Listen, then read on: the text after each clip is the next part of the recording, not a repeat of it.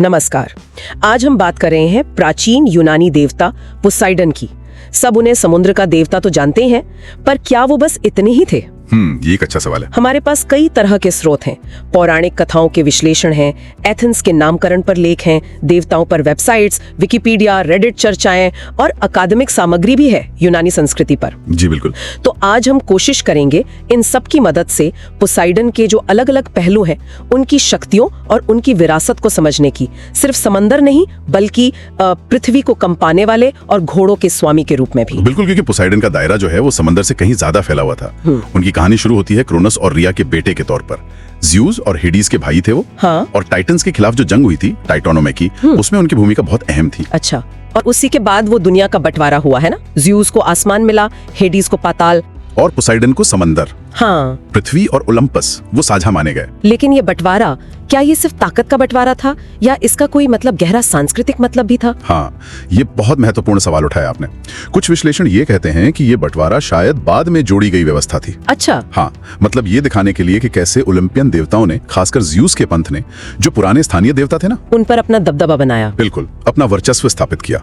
हो सकता है पोसाइडन मूल रूप से पृथ्वी कंपक मतलब भूकंप के देवता रहे हों। अरे वाह, ये तो कमाल की बात है। हाँ, जिन्हें बाद में मुख्य रूप से समंदर से जोड़ दिया गया। हालांकि उनकी वो भूकंप लाने वाली शक्ति कभी गई नहीं। ये दिखाता है कि मिथक कैसे समय के साथ बदलते हैं और सत्ता के समीकरणों को भी दिखाते हैं। कमाल है, मतलब मूल रूप से भूकंप के देवता, तो उनकी शक्तियां सिर्फ समंदर तक नहीं थी, पृथ्वी कंपक भी, और फिर पोसाइडन हिप्पियोस यानी घोड़ों के स्वामी भी। ये सब कैसे जुड़ा है? जी, उनके कई रूप थे। पृथ्वी कंपक वाली पहचान तो शायद बहुत पुरानी है, और घोड़ों से भी उनका गहरा नाता है। हाँ। एक मिथक है कि उन्होंने देवी डेमेटर को रिझाने के लिए पहला घोड़ा बनाया। अच्छा। कुछ लोग ये भी मानते हैं कि शायद समंदर की जो लहरें होती हैं, उनका झाग कभी कभी घोड़ों की गर्दन जैसा लगता है। हाँ। तो शायद वहां से ये संबंध बना हो। ये भी हो सकता है। और उनका त्रिशूल, जिसे साइक्लॉप्स ने बनाया था, हाँ। वो सिर्फ एक हथियार नहीं था। हाँ। वो उनके अधिकार का प्रतीक था। समंदर में तूफान लाना, धरती में भूकंप लाना, और यहाँ तक कि चट्टानों से पानी के सोते निकालना। ये हिंदू देवता शिव के त्रिशूल से अलग है, जिसका मतलब पवित्रता और सृष्टि संहार के चक्र से ज्यादा जुड़ा है। अच्छा। पोसाइडन का त्रिशूल सीधे सीधे प्राकृतिक शक्तियों पर उनके नियंत्रण को दिखाता था। और इन शक्तियों का इस्तेमाल तो उन्होंने कई मशहूर कहानियों में किया है, जैसे एथेंस शहर के नामकरण वाली कहानी, एथीना के साथ उनकी वो प्रतियोगिता। बिल्कुल बिल्कुल। उस कहानी में दोनों ने शहर का संरक्षक बनने के लिए दावेदारी की। पोसाइडन ने एक्रोपोलिस पर अपना त्रिशूल मारा और वहां से खारे पानी का सोता फूट पड़ा। समंदर पर उनके अधिकार का प्रतीक। हाँ, और एथेना ने जैतून का पेड़ उगा दिया, शांति और समृद्धि का प्रतीक।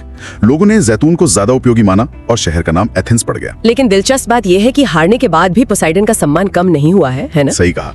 एक्रोपोलिस पर जो एरेक्थियम मंदिर है, वो एथेना और पोसाइडन दोनों को समर्पित था। कहते हैं वहां आज भी पोसाइडन के त्रिशूल के निशान और एथेना के पवित्र जैतून के पेड़ की जगह है। वाह, मतलब दोनों का महत्व था यूनानियों के लिए। बिल्कुल। अच्छा, एथेना के अलावा ओडेसियस के साथ भी उनका झगड़ा बहुत मशहूर है। होमर की ओडेसी में तो वो लगभग विलन जैसे लगते हैं। हाँ, और उसकी वजह निजी थी। ओडेसिस ने पोसाइडन के बेटे साइक्लॉप्स पॉलीफेमस को अंधा कर दिया था। हालांकि वो आत्मरक्षा में था शायद। पॉलीफेमस ने ओडेसियस के साथियों को खा लिया था। जी हाँ, पॉलीफेमस क्रूर था और उसने मेहमान नवाजी के नियम तोड़े थे। लेकिन ओडिसियस ने जाते जाते अहंकार में अपना असली नाम बता दिया। ओह। और बस पॉलीफेमस ने अपने पिता पोसाइडन से बदला लेने की प्रार्थना की। और पोसाइडन का वही गुस्सा, वही श्राप ओडिसियस की सालों लंबी मुश्किल घर वापसी का कारण बना। तो ये सिर्फ बदले की कहानी नहीं, बल्कि देवताओं के अपमान और इंसान के अहंकार के नतीजों पर भी एक तरह की टिप्पणी है। बिल्कुल सही। और फिर ट्रोजन युद्ध को ही देख लीजिए, वहां भी उनकी भूमिका एकदम सीधी नहीं थी। हाँ, उन्होंने यूनानियों का साथ दिया था, लेकिन अंत में उन्हीं से नाराज हो गए। सही कहा।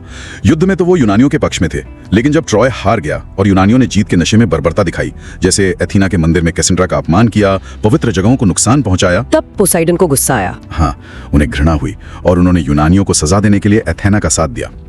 यह दिखाता है कि यूनानी देवताओं की नैतिकता भी थोड़ी जटिल थी। वो खुद भले ही विवादास्पद काम करते थे, पर धर्म और पवित्रता के अपमान से नाराज हो सकते थे। इन सब कहानियों से उनका एक गुस्सैल, बदला लेने वाला और जाहिर है बहुत शक्तिशाली रूप सामने आता है।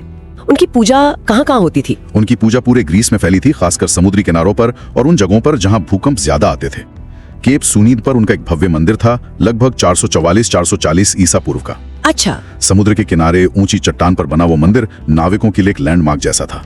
और उसका सामरिक और आर्थिक महत्व भी था। वो मंदिर भी एक पुराने मंदिर के खंडरों पर बना था जो शायद फारसी युद्धों में तबाह हो गया था। ये कोई यूनान की बात हुई, लेकिन उनकी विरासत रोम तक भी पहुंची जहां उन्हें नेपच्यून कहा गया। क्या वहां भी वो इतनी ही महत्वपूर्ण थे? हाँ, रोमन देवता नेपच्यून उनके ही समरूप थे।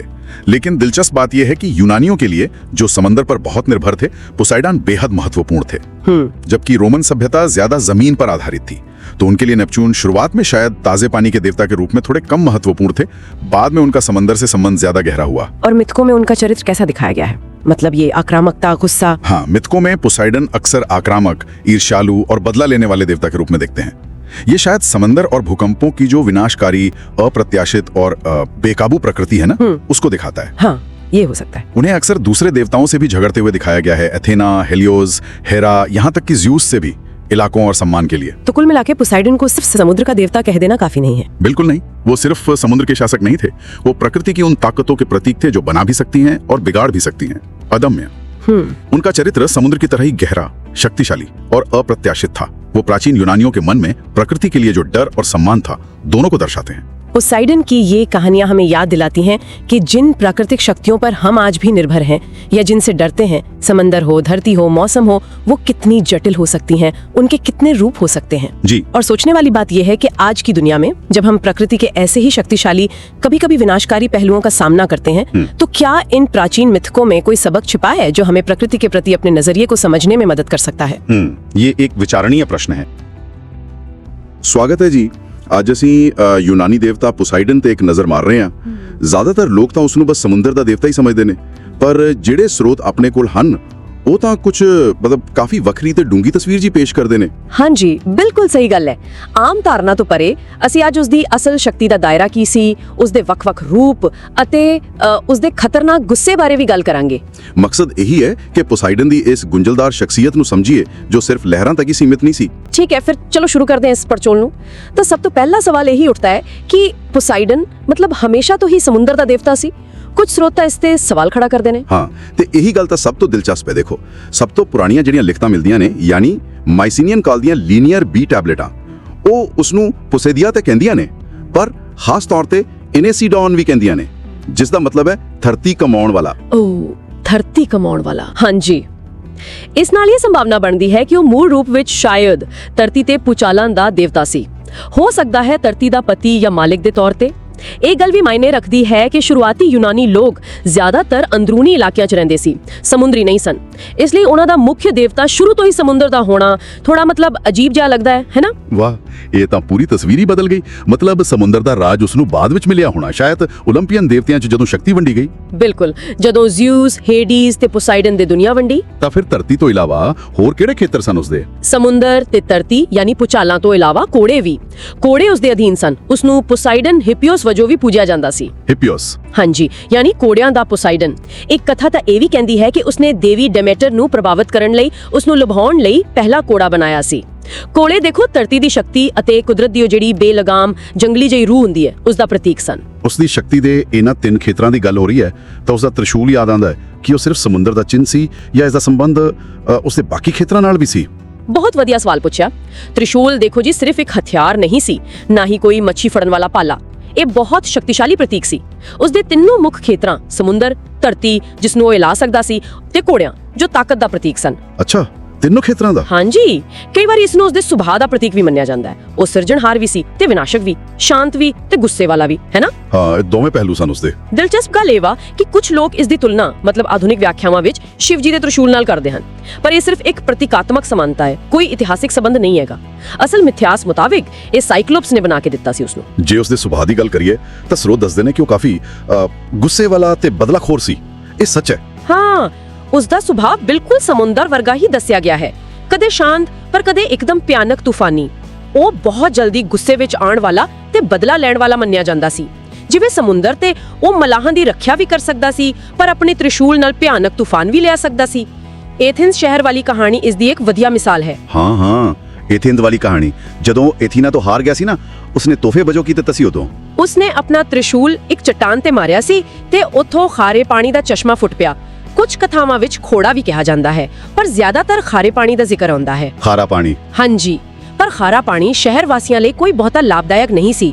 ਦੂਜੇ ਪਾਸੇ एथीना ਨੇ ਜ਼ੈਤੂਨ ਦਾ ਦਰਖਤ ਉਗਾਇਆ ਜੋ ਕਿੰਨਾ ਕੀਮਤੀ ਸੀ, ਭੋਜਨ, ਤੇਲ, ਲੱਕੜ।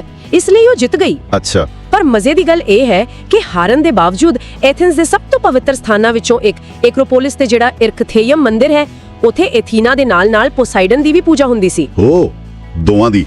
ਹਾਂਜੀ, ਉੱਥੇ ਇੱਕ ਖਾਰਾ ਖੂਹ ਤੇ ਤ੍ਰਿਸ਼ੂਲ ਦੇ ਨਿਸ਼ਾਨ ਇਸ ਦੀ ਯਾਦ ਦਿਵਾਉਂਦੇ ਸਨ। ਤੇ ਉਹ ਜਿਹੜੀ ਓਡੀਸੀਅਸ ਨਾਲ ਉਸਦੀ ਲੰਬੀ ਦੁਸ਼ਮਣੀ ਸੀ, ਉਹ ਵੀ ਤਾਂ ਬਹੁਤ ਮਸ਼ਹੂਰ ਹੈ। ਬਿਲਕੁਲ, ਹੋਮਰ ਦੀ ਓਡੀਸੀ ਪੜੋ ਤਾਂ ਇਹ ਮੁੱਖ ਕਹਾਣੀਆਂ ਵਿੱਚੋਂ ਇੱਕ ਹੈ। ਓਡੀਸੀਅਸ ਨੇ ਪੋਸਾਈਡਨ ਦੇ ਬੇਟੇ ਸਾਈਕਲੋਪਸ ਪੋਲੀਫੇਮਸ ਨੂੰ ਅੰਨਾ ਕਰ ਦਿੱਤਾ ਸੀ। ਹਾਂ, ਉਹ ਅੱਖ ਵਾਲੀ ਗੱਲ। ਬਿਲਕੁਲ।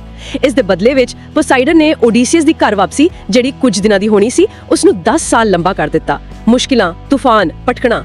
ਇੱਕ ਗੱਲ ਜਿਹੜੀ ਘੱਟ ਲੋਕ ਜਾਣਦੇ ਨੇ ਉਹ ਇਹ ਹੈ ਕਿ ਪੋਲੀਫੇਮਸ ਨੇ ਅੰਨੇ ਹੋਣ ਤੋਂ ਬਾਅਦ ਓਡੀਸੀਅਸ ਨੂੰ ਸੁਲਾਹ ਲਈ ਬੁਲਾਇਆ ਸੀ। ਪਰ ਓਡੀਸੀਅਸ ਨੇ ਹੰਕਾਰ ਵਿੱਚ ਆ ਕੇ ਉਸ ਦਾ ਮਜ਼ਾਕ ਉਡਾਇਆ। ਅੱਛਾ, ਹਾਂਜੀ। ਇਸ ਤੋਂ ਬਾਅਦ ਪੋਲੀਫੇਮਸ ਨੇ ਉਸ ਨੂੰ ਸਰਾਪ ਦਿੱਤਾ ਤੇ ਪੋਸਾਈਡਨ ਨੇ ਉਹ ਸਰਾਪ ਸੁਣ ਲਿਆ ਤੇ ਪੂਰਾ ਕੀਤਾ। ਵਾਹ, ਇਹਨਾਂ ਕਹਾਣੀ ਤੋਂ ਉਸ ਦੀ ਸ਼ਕਤੀ ਤੇ ਸੁਭਾਅ ਦਾ ਤਾਂ ਪਤਾ ਲੱਗਦਾ ਹੈ, ਪਰ ਲੋਕ ਉਸ ਦੀ ਪੂਜਾ ਕਿਵੇਂ ਕਰਦੇ ਸਨ? ਕਿ ਉਹ ਸਿਰਫ ਮੱਲਾਹਾਂ ਦਾ ਦੇਵਤਾ ਸੀ? ਨਹੀਂ, ਉਸ ਦੀ ਪੂਜਾ ਬਹੁਤ ਵਿਆਪਕ ਸੀ। ਹਾਂ, ਸਮੁੰਦਰੀ ਕੰਢਿਆਂ ਤੇ ਤਾਂ ਹੁੰਦੀ ਹੀ ਸੀ। ਜਿਵੇਂ ਕੇਪ ਸੁਨਿਓਨ ਦੇ ਉੱਚੀ ਚਟਾਨ ਤੇ ਮੰਦਰ ਸੀ, ਉਹ ਦੂਰੋਂ ਜਹਾਜ਼ਾਂ ਨੂੰ ਦਿਸਦਾ ਸੀ ਤੇ ਐਥਨਸ ਦੀ ਸਮੁੰਦਰੀ ਤਾਕਤ ਦਾ ਪ੍ਰਤੀਕ ਸੀ। ਪਰ ਕੋਰਿੰਥ ਦੇ ਨੇੜੇ ਜਿਹੜਾ ਇਸਥਮਸ ਹੈ, ਉੱਥੇ ਉਸ ਦੇ ਸਨਮਾਨ ਵਿੱਚ ਇਸਥਮੀਅਨ ਖੇਡਾਂ ਹੁੰਦੀਆਂ ਸਨ। ਇਹ 올림픽 ਜਿੰਨੀਆਂ ਹੀ ਮਹੱਤਵਪੂਰਨ ਸਨ। ਅੱਛਾ, ਖੇਡਾਂ ਹੋਈ? ਹਾਂਜੀ, ਉੱਥੇ ਉਸ ਨੂੰ ਧਰਤੀ ਅਤੇ ਸਮੁੰਦਰ ਦੋਵਾਂ ਦੇ ਦੇਵਤੇ ਵਜੋਂ ਪੂਜਿਆ ਜਾਂਦਾ ਸੀ। ਬਲਦ ਤੇ ਘੋੜੇ ਉਸ ਦੀ ਪਸੰਦੀਦਾ ਬਲੀ ਸਨ। ਲੋਕ ਨਾ ਉਸ ਨੂੰ ਸ਼ਾਂਤ ਰੱਖਣ ਲਈ ਅਸਫੇਲੀਓਸ ਵਰਗੇ ਨਾਵਾਂ ਨਾਲ ਪੁਕਾਰਦੇ ਸੀ। ਅਸਫੇਲੀਓਸ? ਹਾਂ, ਜਿਸ ਦਾ ਮਤਲਬ ਹੈ ਸਥਿਰਤਾ ਦੇਣ ਵਾਲਾ, ਤਾਂ ਕਿ ਉਹ ਆਪਣਾ ਵਿਨਾਸ਼ਕਾਰੀ ਰੂਪ ਨਾ ਦਿਖਾਵੇ, ਭੂਕੰਪ ਨਾ ਲਿਆਵੇ, ਤੂਫਾਨ ਨਾ ਲਿਆਵੇ। ਸਮਝ ਗਿਆ। ਤੇ ਅੱਜ ਦੇ ਸਮੇਂ ਵਿੱਚ ਪੋਸਾਈਡਨ ਨੂੰ ਕਿਵੇਂ ਦੇਖਿਆ ਜਾਂਦਾ ਹੈ? ਕਿਆ ਉਹੀ ਪੁਰਾਣੀ ਛਵੀ ਬਰਕਰਾਰ ਹੈ? ਦੇਖੋ, ਪ੍ਰਾਚੀਨ ਕਲਾ ਵਿੱਚ ਤਾਂ ਉਹ ਹਮੇਸ਼ਾ ਉਹੀ ਰੌਬਦਾਰ, ਦਾੜੀ ਵਾਲਾ, ਤ੍ਰਿਸ਼ੂਲਧਾਰੀ ਦੇਵਤਾ ਹੈ। ਪਰ ਆਧੁਨਿਕ ਸੱਭਿਆਚਾਰ ਵਿੱਚ, ਖਾਸ ਕਰਕੇ ਕਿਤਾਬਾਂ, ਫਿਲਮਾਂ ਵਿੱਚ ਥੋੜਾ ਫਰਕ ਹੈ। ਜਿਵੇਂ ਰਿਕ ਰਿਓਰਡਨ ਦੀ ਪਰਸੀ ਜੈਕਸਨ ਲੜੀ ਹੈ, ਉਸ ਵਿੱਚ ਉਸ ਨੂੰ ਇੱਕ ਸ਼ਕਤੀਸ਼ਾਲੀ ਪਿਤਾ ਤਾਂ ਦਿਖਾਇਆ ਹੈ, ਪਰ ਆਪਣੇ ਬੱਚਿਆਂ ਤੋਂ ਭਾਵਨਾਤਮਕ ਤੌਰ ਤੇ ਥੋੜਾ ਦੂਰ। ਹਾਂ, ਮੈਂ ਪੜ੍ਹੀਆਂ ਨੇ ਉਹ। ਹਾਂਜੀ, ਇਹ ਜਿਹੜਾ ਚਿੱਤਰਣ ਹੈ, ਇਹ ਪ੍ਰਾਚੀਨ ਮਿੱਥਾਂ ਦੇ ਉਸ ਭਿਆਨਕ, ਗੁੱਸੇਖੋਰ ਤੇ ਕਈ ਵਾਰ ਆਮ ਮਾਨਵੀ ਜਿਹੇ ਦੇਵਤਾ ਤੋਂ ਕਾਫੀ ਵੱਖਰਾ ਹੈ। ਸ਼ਾਇਦ ਅਜੋਕੇ ਪਾਠਕਾਂ ਜਾਂ ਦਰਸ਼ਕਾਂ ਨਾਲ ਜੁੜਨ ਲਈ ਇਹ ਬਦਲਾਵ ਕੀਤਾ ਗਿਆ ਹੈ। ਕਲੈਸ਼ ਆਫ ਦਾ ਟਾਈਟਨਸ ਵਰਗੀਆਂ ਫਿਲਮਾਂ ਉਸ ਦੀ ਵਿਸ਼ਾਲ ਮਹਾਕਾਵੀ ਸ਼ਕਤੀ ਤੇ ਜ਼ਿਆਦਾ ਜ਼ੋਰ ਦਿੰਦੀਆਂ ਹਨ। ਤਾਂ ਸਪਸ਼ਟ ਹੈ ਕਿ ਪੋਸਾਈਡਨ ਸਿਰਫ ਸਮੁੰਦਰ ਦਾ ਦੇਵਤਾ ਨਹੀਂ ਸੀ, ਉਹ ਤਾਂ ਧਰਤੀ ਅਤੇ ਪਾਣੀ ਦੀ ਉਹ ਜਿਹੜੀ ਮੁੱਢਲੀ ਆਦਿਮ ਊਰਜਾ ਹੁੰਦੀ ਹੈ, ਸਿਰਜਣਾਤਮਕ ਵੀ ਤੇ ਵਿਨਾਸ਼ਕਾਰੀ ਵੀ, ਉਸ ਦਾ ਇੱਕ ਸ਼ਕਤੀਸ਼ਾਲੀ ਪ੍ਰਤੀਕ ਸੀ। ਉਸ ਦੀਆਂ ਕਹਾਣੀਆਂ ਅਸਲ ਵਿੱਚ ਕੁਦਰਤ ਦੀਆਂ ਸ਼ਕਤੀਆਂ ਨਾਲ ਮਨੁੱਖ ਦੇ ਗੁੰਝਲਦਾਰ ਰਿਸ਼ਤੇ ਨੂੰ ਦਰਸਾਉਂਦੀਆਂ ਨੇ, ਹੈ ਨਾ? ਉਸ ਨੂੰ ਜ਼ਿਆਦਾ ਮਾਨਵੀ, ਭਾਵੇਂ ਇੱਕ ਦੂਰ ਦੇ ਪਿਤਾ ਵਜੋਂ ਹੀ ਪੇਸ਼ ਕਰਦੀਆਂ ਨੇ। ਇਹ ਸਾਡੇ ਆਪਣੇ ਸਮੇਂ ਬਾਰੇ ਕੀ ਦੱਸਦਾ ਹੈ? ਸ਼ਕਤੀ ਬਾਰੇ ਸਾਡੀ ਸਮਝ, ਕੁਦਰਤ ਨਾਲ ਸਾਡਾ ਰਿਸ਼ਤਾ, ਖਾਸ ਕਰਕੇ ਕੁਦਰਤੀ ਆਫਤਾਂ ਨਾਲ।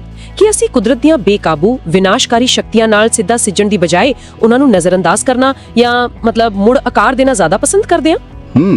ਵਾਕਈ ਇੱਕ ਗਹਿਰਾ ਸਵਾਲ ਹੈ ਸੋਚਣ ਲਈ। ਚਲੋ ਅਗਲੀ ਵਾਰ ਤੱਕ ਇਸ ਤੇ ਵਿਚਾਰ ਕਰਦੇ ਰਹੋ। From the deepest, darkest trenches of the ocean, where secrets sleep and storms are born, I bring you a story that will shake the very ground you stand on. Have you ever felt the sand tremble beneath your feet? Or watched a calm sea suddenly erupt into a furious storm? What if I told you this isn't just nature? This is the mood of a god. Today we dive into the world of Poseidon, and trust me, calling him just the god of the sea is like calling a hurricane a gentle breeze. He is the earth shaker, the tamer of horses, and the master of one of the most powerful symbols ever known, the trident.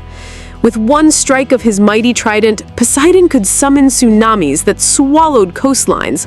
With another, he could crack the very foundation of the earth, causing devastating earthquakes. His anger was legendary.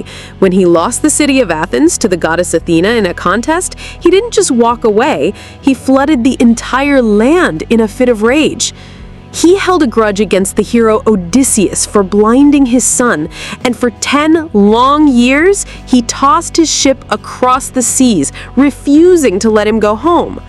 But this powerful, fearsome god had another side. The same hands that could shatter mountains also created the very first horse, a symbol of wild, untamed beauty and strength. He could be a protector for sailors on a calm day, guiding them safely to shore.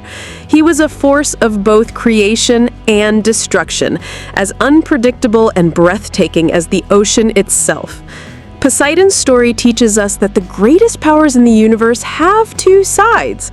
They are wild, they are untamable, and they demand our respect. He reminds us that within every storm there is a calm, and within us there is a power waiting to be unleashed. So, are you ready to uncover more secrets hidden in the pages of mythology? Then hit that subscribe button and ring the bell because our journey has just begun. Until the next tide of tales, ride the waves of your own power. Stay curious. सागर की गहराइयों से जहां तूफान जन्म लेते हैं और धरती कांप उठती है, मैं लेकर आई हूं एक ऐसे देवता की कहानी जो सिर्फ जल के राजा नहीं बल्कि एक पहेली है। क्या आपने कभी सोचा है कि समुद्र की लहरों में इतनी ताकत कहां से आती है, या जब धरती अचानक कांपने लगती है तो उसके पीछे किसका हाथ होता है? ये कोई प्राकृतिक घटना नहीं बल्कि एक देवता का क्रोध है। आज हम गोता लगाएंगे उस रहस्यमयी दुनिया में जहां शासन है पोसाइडन का, वो देवता जिन्हें हम सिर्फ समुद्र का स्वामी समझते हैं, लेकिन उनकी कहानी इससे कहीं ज्यादा गहरी और रोमांचक है। वो भूकंपों के जनक हैं और घोड़ों के स्वामी भी। उनका त्रिशूल सिर्फ एक हथियार नहीं बल्कि कुदरत की 3 सबसे बड़ी शक्तियों का प्रतीक है: सागर, धरती और अश्वशक्ति। सोचिए, एक ऐसा देवता जो पल में शांत लहरों से आपका स्वागत करे और अगले ही पल अपने त्रिशूल के एक वार से सब कुछ तहस नहस कर दे। प्राचीन ग्रीस में नाविक उनकी पूजा भी करते थे और उनसे डरते भी थे। एथेंस शहर को लेकर देवी एथेना से उनकी प्रतिद्वंदिता की कहानी आज भी सुनाई जाती है, जिसमें हार के बाद उन्होंने पूरे शहर को बाढ़ में डुबो दिया था। उनका गुस्सा इतना भयानक था कि ट्रोजन युद्ध में उन्होंने देवताओं के राजा अपने ही भाई ज्यूस के खिलाफ जाकर यूनानियों का साथ दिया। और ओडिसियस की घर वापसी की कहानी, वो पोसाइडन के ही क्रोध का नतीजा थी, जिसने एक नायक को 10 साल तक समुद्र में भटकने पर मजबूर कर दिया। लेकिन पोसाइडन सिर्फ विनाशक नहीं थे, वो निर्माता भी थे। कहा जाता है कि दुनिया का सबसे पहला घोड़ा उन्होंने ही बनाया था। उनकी शक्ति 2-धारी तलवार की तरह थी, जो जीवन दे भी सकती थी और ले भी सकती थी। तो अगली बार जब आप समुद्र की लहरों को देखें तो याद रखिएगा, आप सिर्फ पानी को नहीं बल्कि पोसाइडन की असीम शक्ति को देख रहे हैं। उनकी कहानी हमें सिखाती है कि प्रकृति की शक्ति का हमेशा सम्मान करना चाहिए, क्योंकि वो दोस्त भी है और दुश्मन भी।